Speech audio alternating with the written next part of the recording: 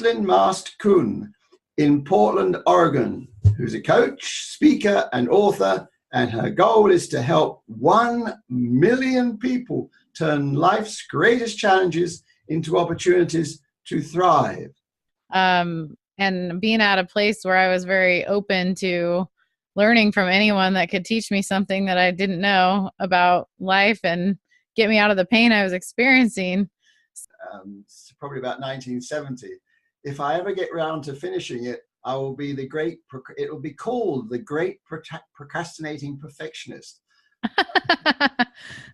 What really was the driving force for me was going through some of the painful experiences that I've been through. I found my dad dead at 22, creating the life that I really thought that I was going to lead, and kind of got off track and sidetracked into a different life.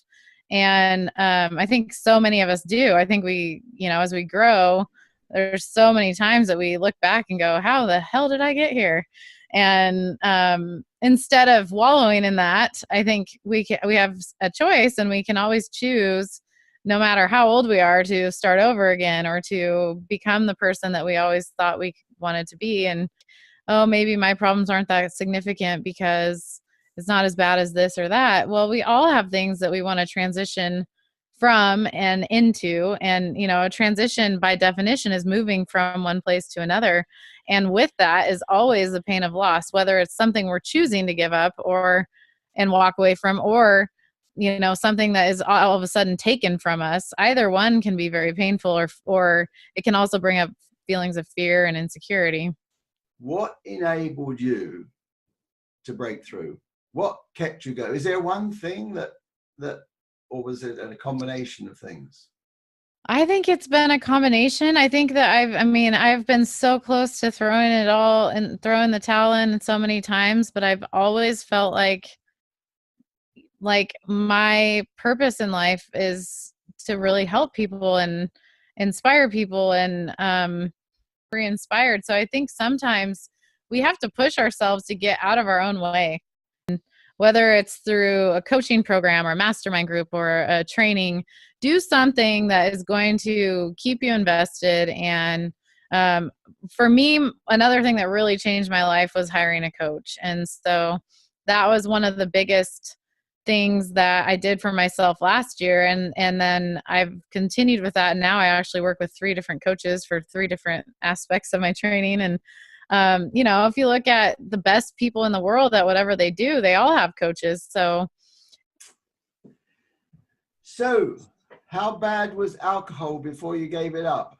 I'm impressed you gave it really, I never felt like it was a big deal because I've always been a pretty responsible person when I drink. So, I never got behind the wheel and I never did things like that. But what I did do is I felt out of alignment with myself. Can you share your views on this men and women issue that we seem to be facing today?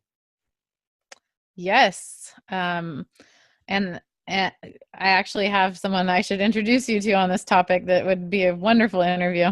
But I personally believe that the more that we create this barrier between men and women, or black and white, or anything that creates separation, we move away from love. And I believe the answer to everything is love. So, I've seen it on both sides as well. And I've seen where women have used the system to their advantage. And we've become, especially in America, and I don't know so much about the rest of the world, but we've become a very victimized society.